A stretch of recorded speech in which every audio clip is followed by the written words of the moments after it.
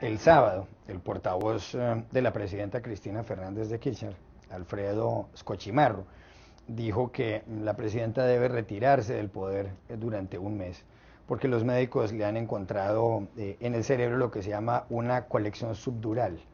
Colección subdural significa que entre la membrana que recubre el cerebro, que es la médula, y el cráneo, es decir, los huesos de la cabeza, se pueden formar a veces pequeños coágulos que pueden afectar la salud de una persona. La presidenta ha tenido dolores de cabeza últimamente y eso motivó esta decisión.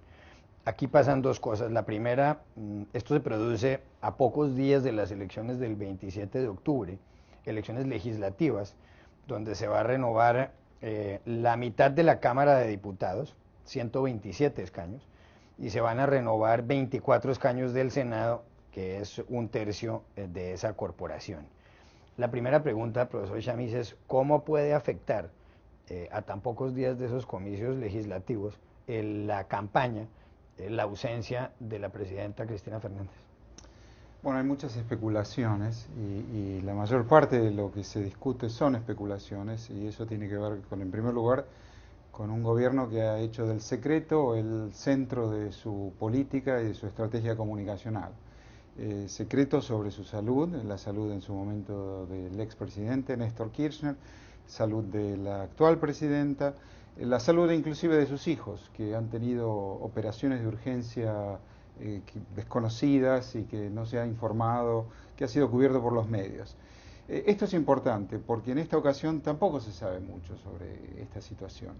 En principio parece que la presidenta ha tenido una caída el 12 de agosto, son versiones de todas maneras, que no se informó, que a posteriori tuvo en esta última semana fuertes dolores de cabeza, que hubo un examen médico, que el examen médico le recomendó reposo, en cuyo caso debería pasar el poder al vicepresidente, lo cual no ha ocurrido, hay un limbo institucional además en este momento, y en un contexto electoral en donde tratando de separar lo médico de lo político, yo creo que esto forma parte, además, podría formar parte de una estrategia de no estar en la primera línea de fuego ante una elección que le va a ser adversa al oficialismo.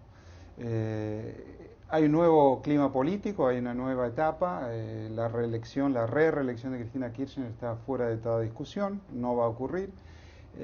Y entonces, este es además una administración en descomposición, en clara descomposición. El vicepresidente no puede asumir porque tiene cargos por corrupción, tiene causas penales pendientes por corrupción. Es la persona con peor imagen pública de toda la administración. La presidenta no está en ejercicio. Es una administración en un creciente y rápido proceso de descomposición. El vicepresidente Amado Vudú, que además toca guitarra e hizo campaña con un grupo de rock, entre otras cosas, está justamente inmerso en un proceso donde se le acusa de haber favorecido a unos amigos en lo que se llama el caso Chicone, haberlos favorecido desde el Estado, y además algunos columnistas, tanto en el diario Clarín como en La Nación, dicen que él no ha podido explicar muy bien algún incremento en su propio patrimonio. Y entonces, si Vudú no asume, ¿quién sería? Bueno, si Vudú no asume, debería renunciar Vudú y asumiría la presidenta del Senado. Pero la presidenta Fernández de Kirchner no ha traspasado, no ha realizado las formalidades administrativas necesarias para traspasar el ejercicio del mando a quien correspondiera, ya sea el vicepresidente o la presidenta del Senado. Y ese es el limbo institucional. Si está en reposo, está fuera de ejercicio de sus funciones, a menos que continúe en reposo, en otras palabras, continúe ejerciendo la presidencia desde la cama. Bueno, veremos si eso es lo que sucede. José López Zamorano, hay una editorial ayer en el diario La Nación donde comparan un poco el régimen político o el sistema político argentino con lo que era el sistema político en Venezuela del chavismo.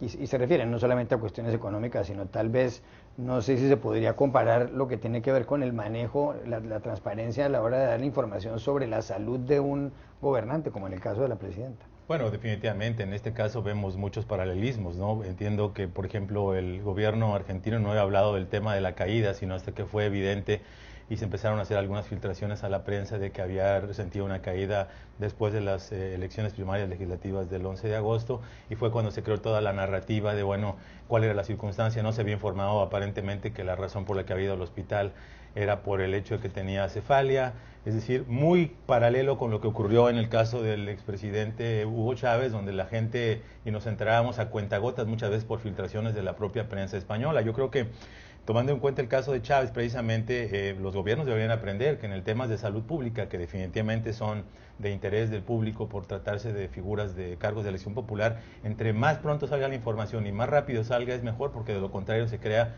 un asunto de volatilidad. Ahora, brevemente, tu pregunta sobre el impacto legislativo, sin ser un experto, solamente me llama la impresión que muchas veces las mujeres políticas, cuando han estado en situaciones de vulnerabilidad, lo vimos aquí en Estados Unidos, por ejemplo, cuando Hillary Clinton tuvo esos problemas, muchas veces han generado olas de, no sé, de solidaridad por parte del público. No sé si eso tenga algún impacto político significativo el 27 de octubre, pero probablemente pudiera ser alguna secuela pues paralela. Jensen, y no es la primera vez que Cristina Fernández se ausenta del poder. Lo hizo en enero cuando la operaron de la glándula tiroides. Se dijo que tenía cáncer. Posteriormente los médicos confirmaron que no era un cáncer y además ojalá se recupere, por supuesto, la presidenta argentina. Pues así como dice el profesor Chamiz, los temas médicos y los políticos no se pueden separar, y menos pues cuando se trata del presidente de gobierno. Yo no creo, Pepe, que sea solamente las mujeres que generan solidaridad cuando se enferman. Creo que estaba esperando que dijera eso. Sino en general los gobernantes cuando se enferman generan solidaridad. Estaba haciendo justo un pasón por los presidentes de Estados Unidos y tantos se han enfermado que realmente es sorprendente. Lo que pasa es que la presidencia aquí en este país es tanto más fuerte que como institución como lo es en Argentina. Estaba mirando, Woodrow Wilson le dio influenza durante la Primera Guerra Mundial, Lyndon Johnson le hicieron una cirugía también de vesícula, el señor William Henry Harrison le dio un resfrío después de pronunciar su discurso y se murió a los 30 días. El presidente John F. Kennedy tenía unas dolencias muy conocidas y vivía drogado y adolorido siempre. Roosevelt tenía polio y fue muy discreta la prensa con él. Lincoln, depresión o melancolía o alguna cosa, y Reagan pues le dispararon y tardó 7 meses en recuperarse totalmente. Y George W. se desmayó comiendo presas. Se desmayó comiendo en un partido.